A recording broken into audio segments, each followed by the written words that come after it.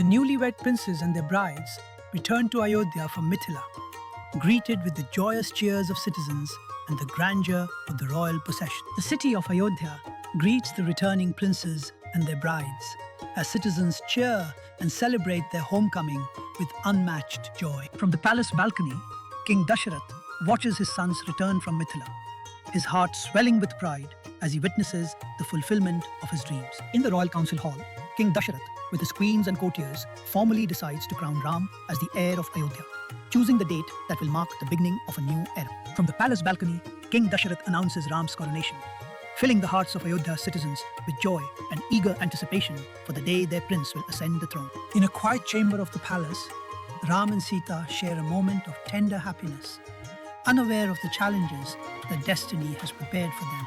In the quiet of a chamber, Manthara plants seeds of ambition and doubt in Kaikeyi's heart, whispering words that will shape destiny. She pushes Kaikeyi to believe that her own blood, Bharat, is being sidelined by his father, the king Dasharath. Alone in her chamber, Kaikeyi battles her own heart, torn between what is right and the selfish love for her son that threatened to change the fate of Ayodhya. In the royal court, Kaikeyi boldly reminds King Dasharath of the two boons he once promised, leaving the king and courtiers stunned by her audacious demand. Kaikeyi demands Ram's exile for 14 years and Bharat's coronation, leaving King Dasharath stricken with grief and the courtiers in stunned silence. Overcome by the cruel twist of fate, King Dasharath collapses in grief, his heart breaking at the thought of sending his beloved son into exile. In the palace hall, Ram accepts his exile with unwavering resolve, placing Dharma above all. With unwavering devotion, Sita chooses to accompany Ram into exile, standing firmly by his side despite the sorrow it brings to her father and the kingdom. Lakshman also pledges to follow and protect Ram in exile, embodying the essence of brotherly loyalty and duty. As Ram, Sita and Lakshman depart for exile in the forest, Ayodhya mourns, its people filled with sorrow and respect for their beloved prince and princess. The people of Ayodhya follow the trio only to be gently turned back by their composed yet sorrowful guidance. With a gentle gesture, Ram gestures the citizens back to Ayodhya. Stepping into the dense forest, they leave behind the comforts of Ayodhya, embracing the challenges and lessons of exile with quiet resolve. The trio arrive in the ashram of sage Bharadwaj, where he blesses and guides them toward Chitrakoot, where the next steps of their journey await. Arriving at the sacred forests of Chitrakoot, Ram, Sita and Lakshman step into a realm of peace and divine tranquility, ready to embrace life in exile with faith and resolve. The trio arrives at sage Valmiki's ashram, where the sage's words and blessings hint at the path destiny has chosen for Ram, a subtle whisper of the greatness to come. In the heart of Chitrakoot, life in humble simplicity allows Ram, Sita and Lakshman to embrace peace, devotion and harmony with nature. Bharat arrives at Chitrakoot, his heart heavy with worry, seeking the brother he longs to bring back to Ayodhya. After days of searching, Bharat finally arrives at Ram's humble forest abode, relief and longing etched across his face. Bharat's words pierce the stillness of the forest hut. Dasharath has passed, leaving hearts shattered and souls heavy with grief. Bharat pleads Ram to return to Ayodhya. Despite the weight of loss and the crown that awaits, Ram's heart remains steadfast. Dharma guides him, not desire for power. Ram refuses his plea. Bharat holds Ram tightly and asks for his sandals to rule Ayodhya in his stead. Ram gives them, accepting his brother's wish. With humility and devotion, Bharat accepts not the throne, but the sandals that carry the weight of his brother's dharma. Bearing the weight of kingship in his heart, Bharat rides the long road back, steadfast and resolute in his devotion. Though the throne remains empty, Ram's sandals embody the true ruler, guiding Bharat's devotion and the kingdom's fate. Soon, the trio decide to journey forward. With Chitrakoot behind them, Ram and his companions embrace the road ahead, uncharted, unforgiving, yet guided by Dharma. After their long journey, Ram, Sita and Lakshman find refuge in the ashram of sage Atri and Sati Anasuya. Welcomed with warmth and spiritual grace, their hearts at ease in the forest's sacred embrace.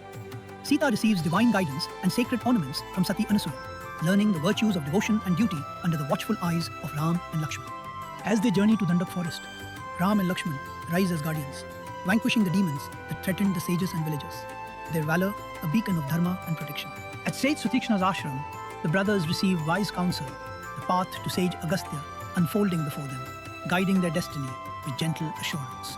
Before long, the brothers stand before sage Agastya, his presence a beacon of ancient power, inspiring awe and preparing them for the destiny that awaits.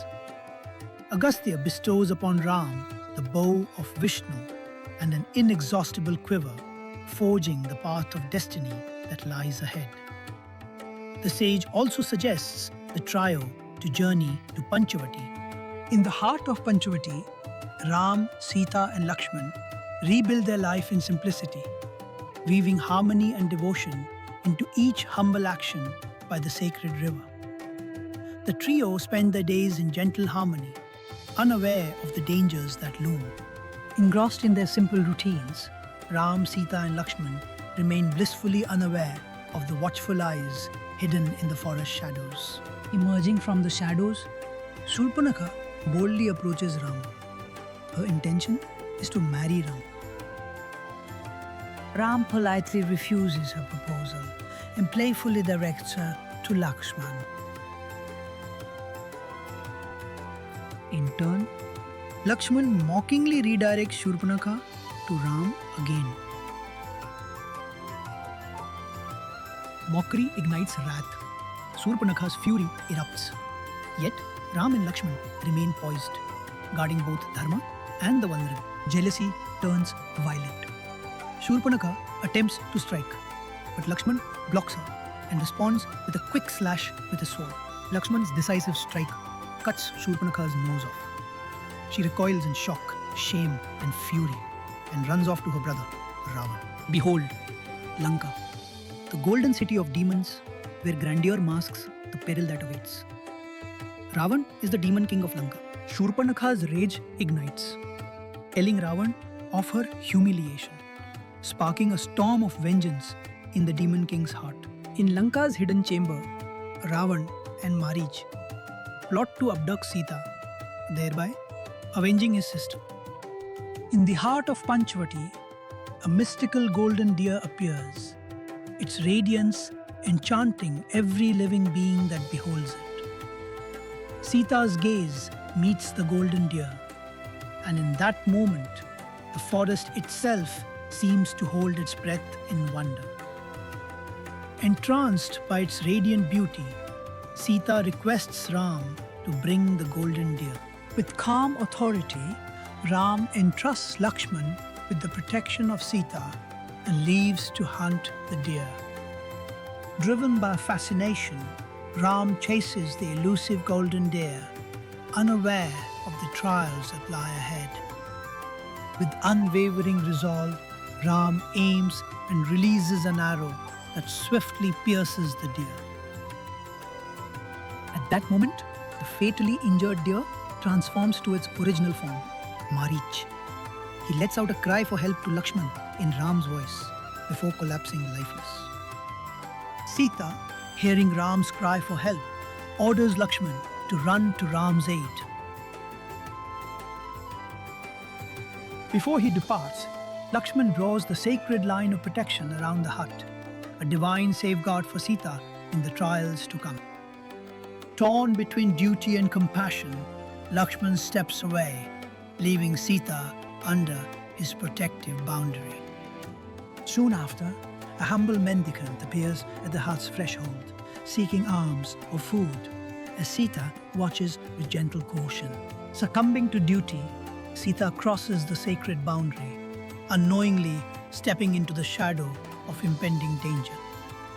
The humble mendicant vanishes, revealing the fearsome demon king Ravan, sending a wave of terror across the forest and Sita's heart. Defying all pleas and resistance, Ravan seizes Sita, casting a shadow of dread across the forest and all hearts. With Sita in his grasp, he ascends to Lanka, his flight marking the beginning of a war that will shake the heavens and earth.